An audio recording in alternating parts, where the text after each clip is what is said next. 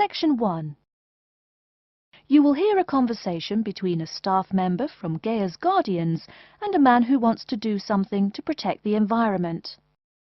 First, you have some time to look at questions 1 to 5.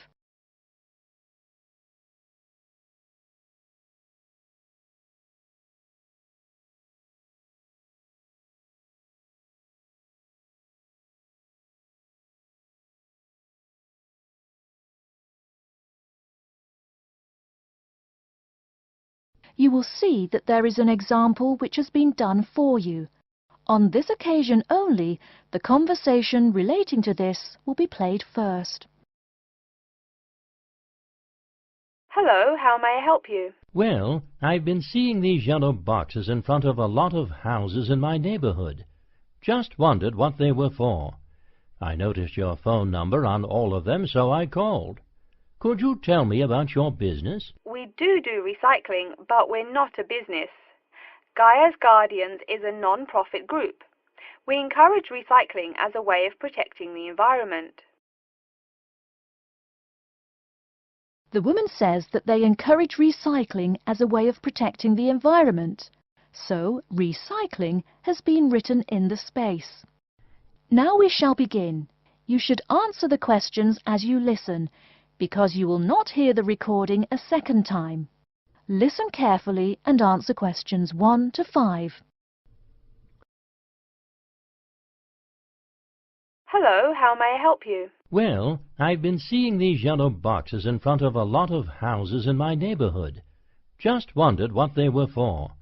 I noticed your phone number on all of them, so I called.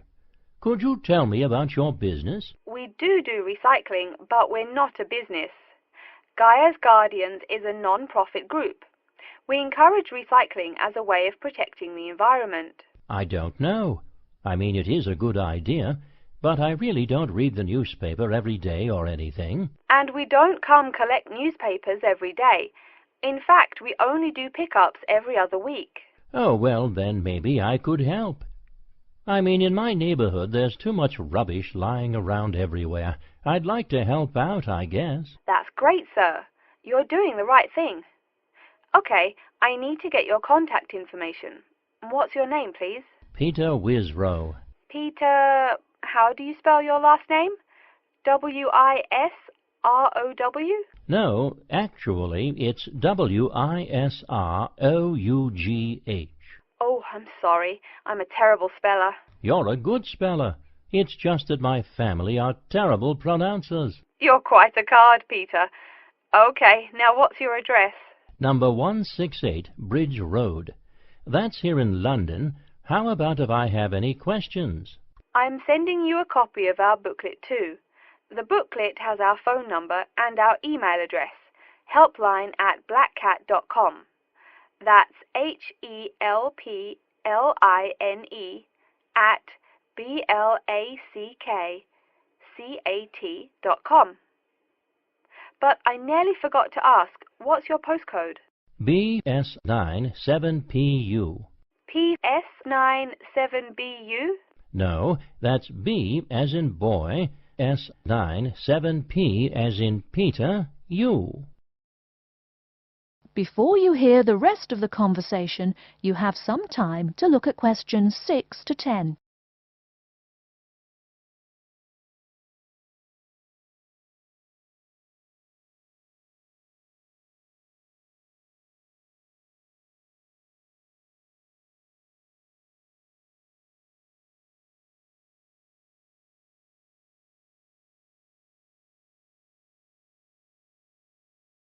Now listen and answer questions 6 to 10. So I'm guessing those yellow boxes I saw are for recycled newspapers. Yes, that is correct, and it's free of charge. Wow, that's good news. Do you recycle anything besides newspaper? Oh yes, we recycle most everything. Glass, plastic, paper. Oh, so I can put like glass and plastic bottles in the box. Sorry again. Things like that you have to bring to our collection centre. And where is that? Our main centre isn't that far from you. It's actually right on the east side of Central Park. That new blue building? That's the one. Cool. Hey, what's with all those different colored boxes outside that place? Oh, that's for the different materials we recycle. The blue is for metal, the green is for glass and plastics, and the yellow, of course, is for paper. Okay. I'll try and manage to keep all that straight. Oh, no need. They're each labeled. Great. So which one would I put magazines in? Actually, they don't go in any of the bins. Unfortunately, magazines can't be recycled because of the material they're made of. It's such a waste. So, would you be interested in volunteering? I'll think about it. Could you send me some more info? Absolutely. Along with the newspaper box, I'll be sending you our booklet, Savvy. That is SAVVY. It tells you about what you can do to protect the environment in your daily life. Plus, it lists things you can do as a volunteer with our group. Hey, that's cool. Thanks. My pleasure. Do you have any other questions or concerns? Nope, that's it. That is the end of section 1. You now have half a minute to check your answers.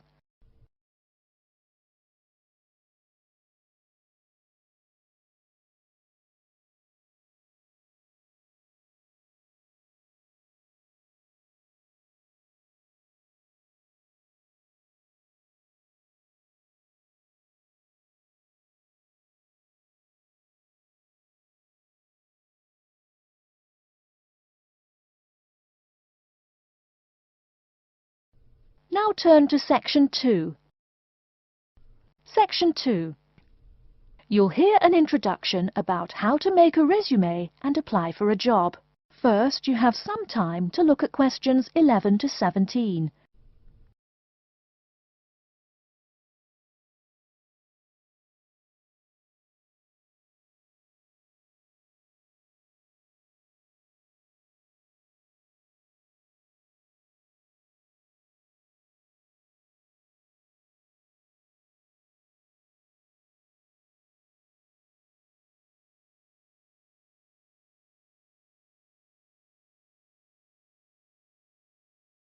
Now, listen carefully and answer questions 11 to 17. Welcome everyone to today's seminar on CV and interview skills. Remember, your CV is probably the most important document you will ever write. It opens the door to your career, and that job interview is probably the most important meeting you will ever attend. It's like stepping through that open door. So let's roll up our sleeves and get down to work, shall we? First of all, I cannot possibly tell you everything you need to know about writing a resume in the time we have. But let me tell you that there are dozens of great websites on the internet. These will give you all the suggestions you need. If you look at the paper I gave you, you will see a list of the dozen most popular sites. I can mention a couple of important points, however. One is that your CV or resume should not be too long. A page is about right. Why? HR departments do not have the time to read long documents. Too many people are sending too many CVs. After all, the economic crisis of 2008 is still very much alive. Everyone needs a job now. No matter how short you make that resume, though, you do not want to forget to tell HR how to contact your references. References are people who will give you a recommendation for a job. That's usually an ex-boss or a professor who knows you well. Do not use relatives. I don't care how much your mum loves you. Also, when you send that CV, be sure to include a typed cover letter. A cover letter is a letter where you basically are asking for a job. It's like introducing yourself. Make it brief. The real information about you is on that CV of yours, and please make sure the letter is typed. It doesn't matter if your handwriting is beautiful or not. Companies only read typed letters. Another point about CVs is you should try to have an attractive layout. Maybe use different type fonts or colors to highlight information. Some people include a photo. You can find dozens of examples on the internet. Whatever layout you decide to use, however, avoid all spelling and grammar errors. I used to be an HR manager. If I saw a mistake, that CV went into the garbage. Something you write in a CV is a description of your skills and experiences in an interesting way. Mention training too. I mean, these are what get you hired. Do not just say, I have lots of experience, or I have many skills. Tell that boss what you did, for what company, and when. Better, tell him how well you did it. Don't just say, I sold houses. Say, I sold £2 million worth of houses in my first year. That is, say something to make the person reading excited and curious. Finally, speaking of CVs, it's sad, but some people actually forget to provide a contact number. That's pretty silly. You wrote a great CV, you have HR dying to meet you, and they don't know how. You forgot your phone number. Oh sure, if you apply online they have your email address, but you just showed them you're forgetful. Why are they going to want to talk to you after that? Before you hear the rest of the talk, you have some time to look at questions 18 to 20.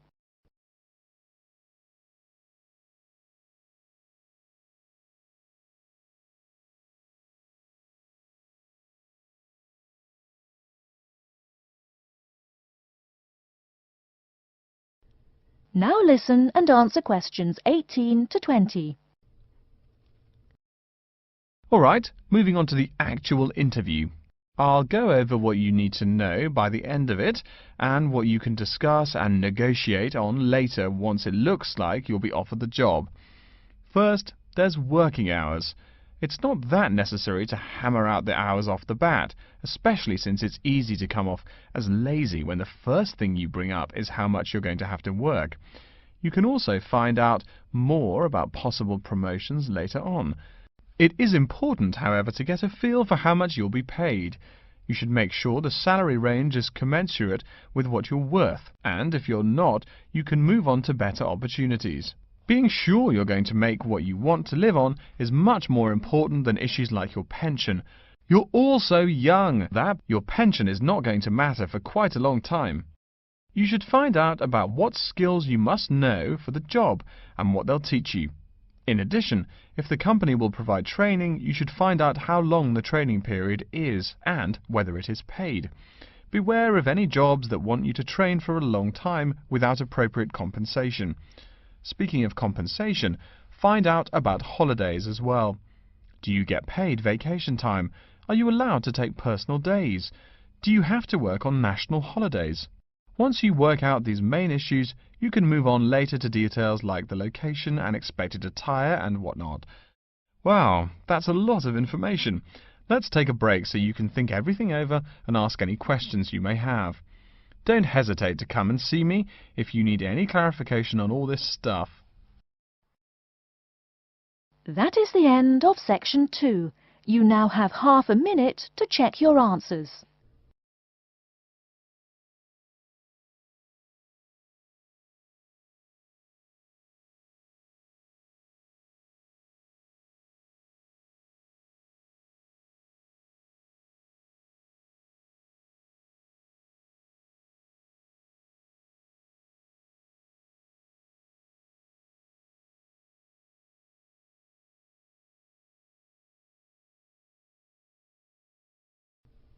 Now turn to section 3.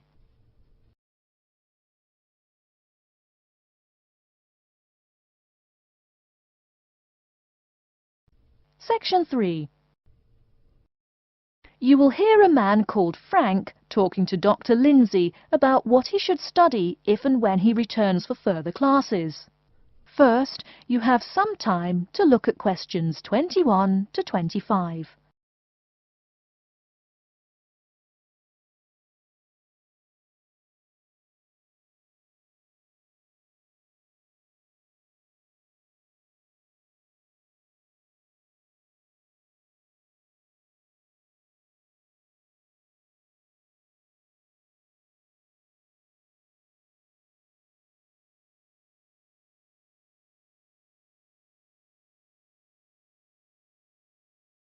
Now listen carefully and answer questions 21 to 25. Hello, are you Dr. Lindsay, the returning student's advisor? Yes, that's right. Are you Frank? Your appointment wasn't until 2, but that's okay. Please come in and have a seat. Thanks.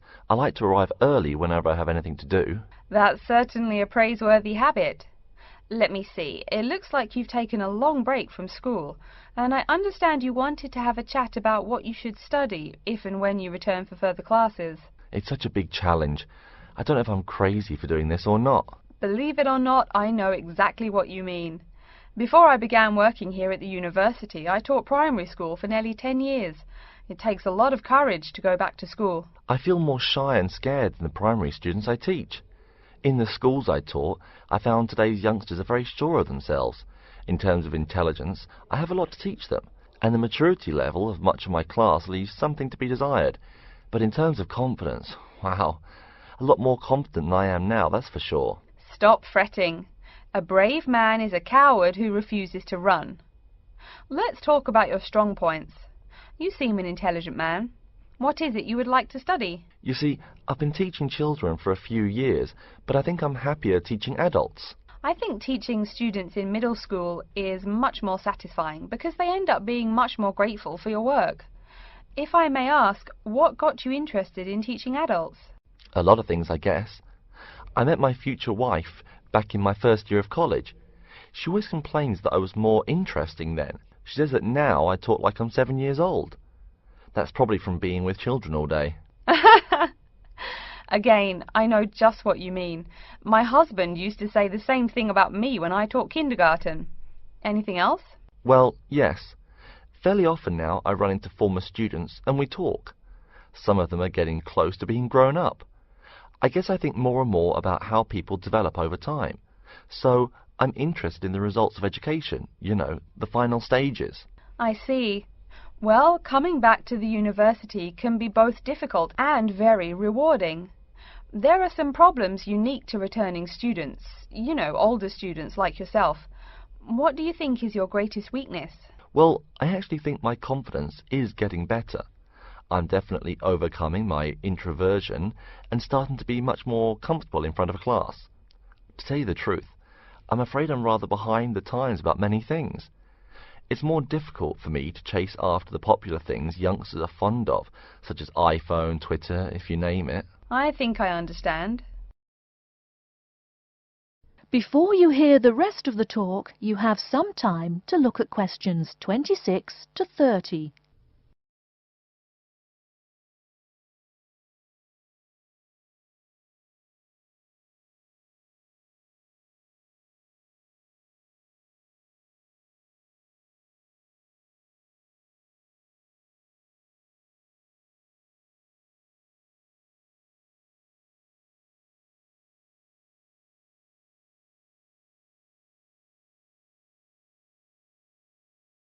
Now listen and answer questions 26 to 30.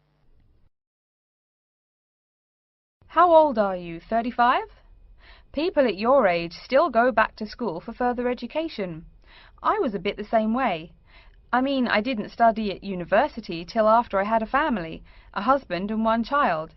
My point of view was a lot different from your average 18-year-old girls, I can tell you. Gee, that sounds pretty rough. A family and college? Clearly you weren't unsuccessful, though. It was, Frank, it truly was. My first term at school was extremely stressful. But, excuse me, you're not here to listen to my life story. We're talking about your plans. Is there anything unique I should know about you or your past experience or plans? I'm afraid not. There is nothing interesting about my career or plans. It's really not too impressive. Now, I forbid you to talk like that. This is your one life, and if you're not interested, why bother living it? Don't be so humble, Frank. Okay. My wife says I'm a wimp. Let's talk about your dreams a bit. You want to teach adults, you said. What would you like to teach them? Well, when I first came to college, I really liked languages and literature. A lot of people have told me that for practical reasons, it would be more rewarding to choose business management as my major. But I made up my mind to study liberal arts once I got the idea of going back to school. I must say it's refreshing to meet someone who knows there's more to an education than computers and finance. Let's have a look at the university course catalogue. Excuse me, Dr. Lindsay, before we do that, could I maybe ask you some questions about changes in university life? I think I need to discuss that so I know what to expect. Of course, I'm here to help you. The biggest thing to get used to is the change in technology. Professors present things on huge screens, many of which are interactive computerized whiteboards. You can write on them still and use them like a touchscreen. They're really handy. No more sloppy scribbled notes on the projector. Let's see, I doubt you'll be living in student housing, so I won't go into all the improvements there. Another major change that you'll enjoy is the plethora of resources available for students. As a student, you have 24-hour access to the gym and library privileges that include the use of school computers to scan, copy and print, and of course the media library, which contains movies from all genres and most of the movies listed on AFI's top 100 movies of all time. The dining facilities are also not what they used to be. They offer choices for all diets, and you can expect a hot meal any time of day. Wow, things really have changed. I'll be sure to utilize all those great facilities in my time here. Thanks for all your help, Dr. Lindsay. I think that's all the questions I have for now. That is the end of section 3. You now have half a minute to check your answers.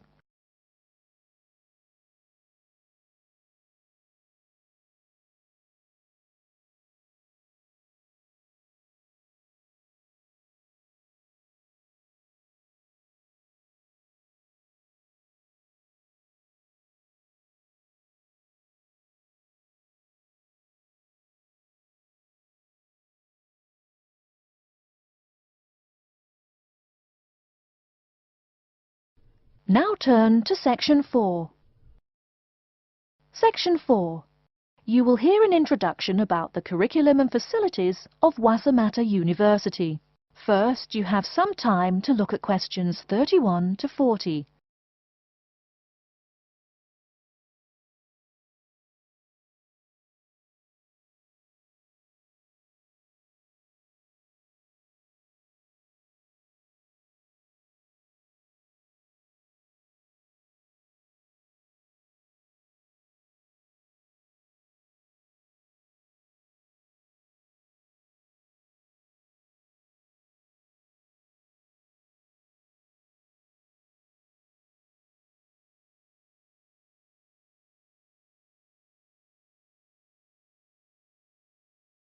Now listen carefully and answer questions 31 to 40. Okay, and welcome back. During the short break we just took, several of you approached me with questions. So before going on with the orientation talk, I'd like to address those queries.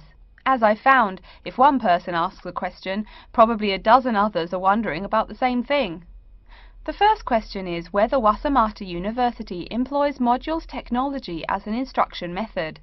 The answer is yes, we do. At least that's what the university catalogue says. If some of you don't understand what modules technology is, don't worry. I googled the word but couldn't find it. Apparently though, it's a method of broadband wireless access. At least that's what an American company's website told me. But again, don't worry. If you need to know something more, your professor can tell you. Another question someone asked me was what tomorrow's workshop on research methods and skills was about. Well, research skills include any method you can imagine for finding and presenting any information you need. That's not just schoolwork either. Writing English, the native language for most of you, and finding a job are also research skills. And yes, those will be addressed in tomorrow's workshop. As you know, Wassamata University is one of this country's premier universities for the study of the dismal science, economics. Some of you, it seems, want to get a jump on their classmates. During the break, half a dozen of you came up and asked me where to find economics tomes. I know it's odd, but this school's library holdings are divided up between two libraries. Economics books are in the old library. If you look out of the window behind me, you can see it. It's the red brick building. Oh, before I forget, you economics types also need a lot of math, am I right? Well, those math books are neither in the old library nor in the new one. They can be found in the math department building. Why am I telling you this? Doesn't the invisible hand guide economists?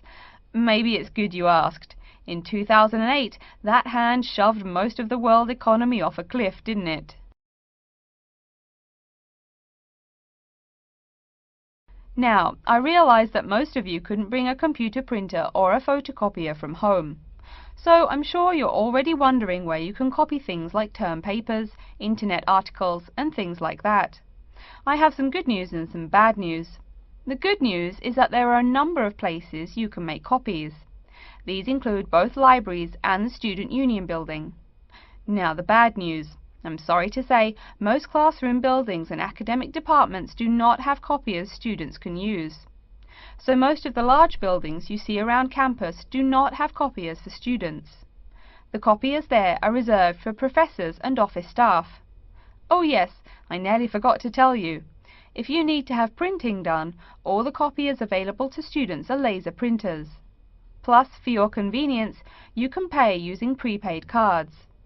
You can get those in the Student Union building. That just covers the questions put to me. If you have more, please see me during the next break at 2:15. Right now, though, I'd like to start to give you a rundown on the various facilities here on campus. That way you won't get lost so easily in the weeks to come. I've been told that this year's incoming class features a large number of married students and parents. So you must be wondering where to put the baby while you're in class. Okay, right now we're in the Student Union building, right? Remember the big doors in front where you all came in? If you go out of the building, you can see the nursery is just on the other side of this building. It's only about 20 meters away. Convenient, eh? Next, we're all from different places around the country. Some of you are from other countries. That means we're pretty likely to get sick during the first months of school as we expose each other to many new viruses. So where's the doctor? Of course, you need to find the Medical Services Centre, which is on the right as you leave the building. Remember, that's the second building on the right. And if you look out of that window, you can see a lot of antenna and satellite dishes on the roof. So that's what we call the Media Centre. Yeah, I know, I think it's confusing too. The Media Centre is next to the Medical Centre. The chairwoman of the journalism school on the first floor doesn't like it when people who wander in there mistake her for a nurse. Chances are you'll have at least one math class while you're here. That red building there, just outside to the left, is the math department building. I know, it looks about as old as the subject of math, but I assure you that the inside is equipped with state-of-the-art classroom equipment, including interactive chalkboards and surround sound in every room. Oh, can you see the back building there? Yes, behind the Media Centre. Quite new, isn't it? That's the new library, just decorated. They're back to back, you might say. If you look just to the left of it at the lower, older-looking building, you'll find the old library. It's nice and quiet, perfect for those marathon study sessions during exam week. Since the weather is so nice, why don't we stop looking at our maps, but go for a walk around the campus? That is the end of section 4. You now have half a minute to check your answers.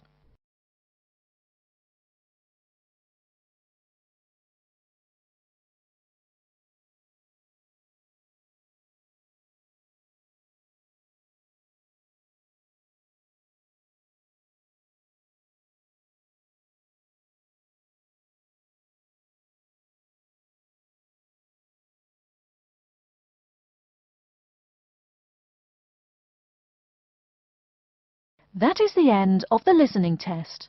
In the IELTS test, you will now have 10 minutes to transfer your answers to an answer sheet.